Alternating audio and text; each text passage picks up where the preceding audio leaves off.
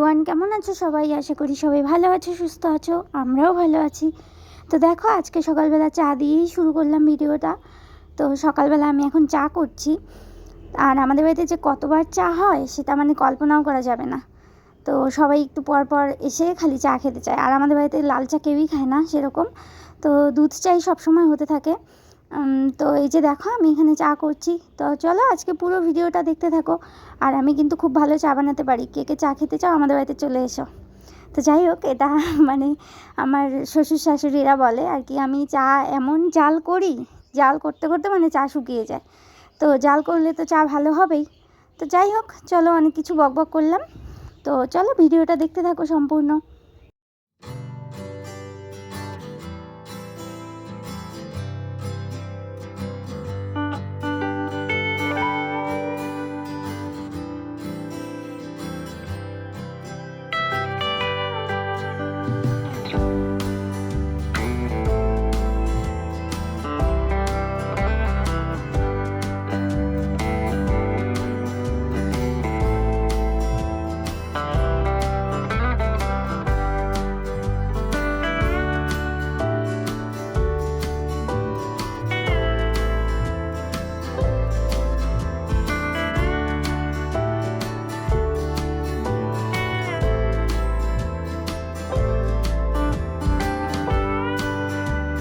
দেখো, এই যে আমার চা রেডি। এবার আমরা চা খেয়ে নেবো। এই যে আমার ননদও এসেছে কয়েকদিন হলো, মানে কয়েকদিন বলতে 2-3 দিন হলো আর কি। তো এই যে দেখো, ননদের ছেলে এত দুষ্টামি শুরু করেছে।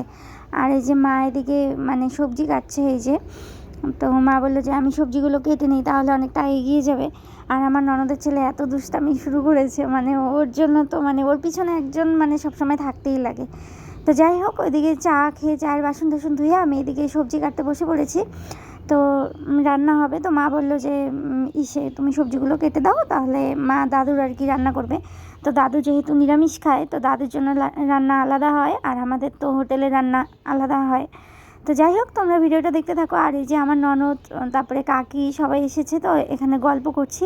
আর এর জন্য হাসাহাসি করছিলাম, কী বলছিল। তো যাই হোক, তোমরা ভিডিওটা সম্পূর্ণ দেখতে থাকো।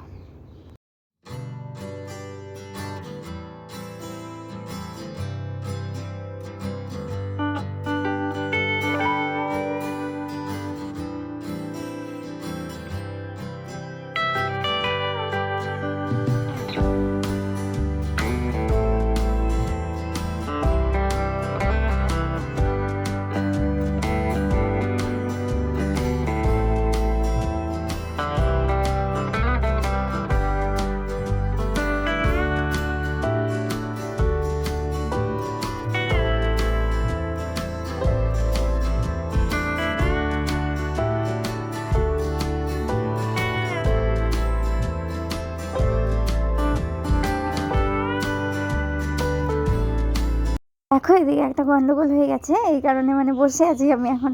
মানে মা বলছিল, প্রথমে বলছিল যে বাঁধাকপি আলু ভাজা হবে আর ফুলকপি আলু দিয়ে একটা তরকারি হবে। তো তারপর বাবা এসে বললো যে না, ফুলকপি আলু ভাজা হবে আর বাঁধাকপি দিয়ে একটা সবজি হবে।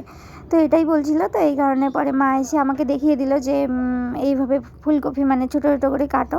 তো এটাই বলছিলাম। তো আমি মানে হাসছিলাম এখানটা, মাকে কী বলছিল বাবাকে। তো যাই হোক, তোমরা ভিডিওটা দেখতে থাকো।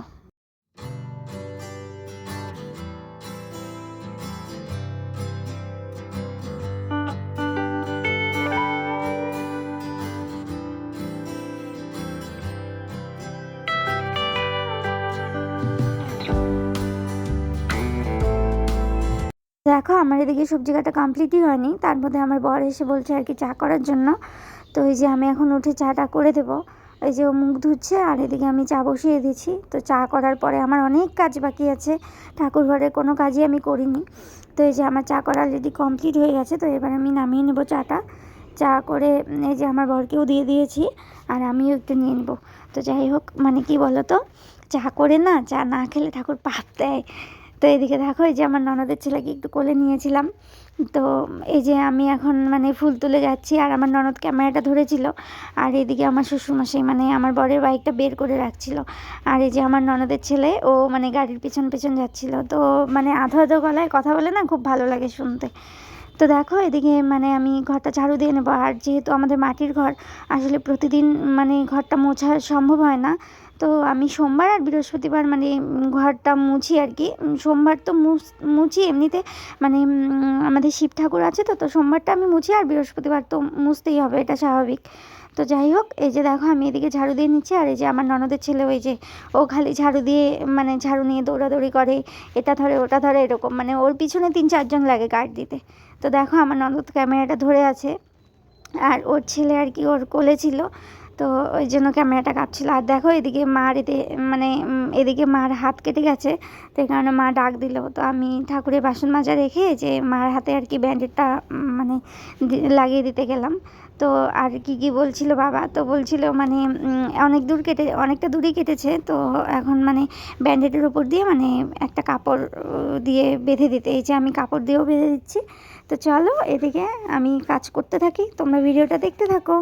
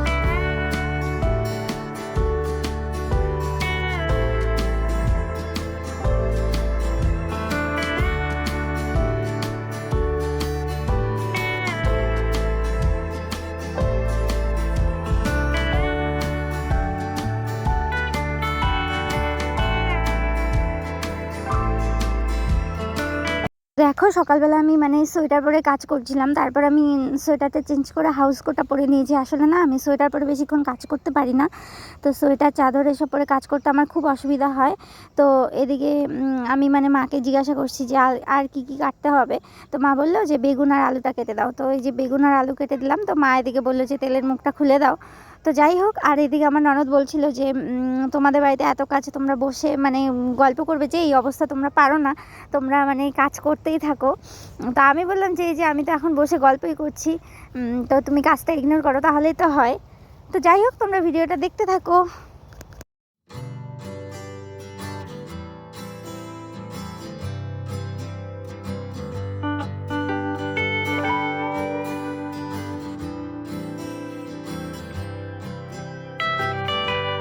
দেখো আমার কাটাকাটি মোটামুটি কমপ্লিট। তো এই যে আমি মাঠে চলে এলাম, এসে দেখি ননদের ছেলেও এখানটায় মানে বাচ্চাটা এত দুষ্টুমি করে, এই যে ছাগল ধরতে যায়, মানে ছাগল তাড়ায় আর কি মাঠের থেকে, ভেড়া তাড়ায়, এরকম করতে থাকে। এই যে ছাগল দেখতে পেলেই হলো তাড়াতে থাকে।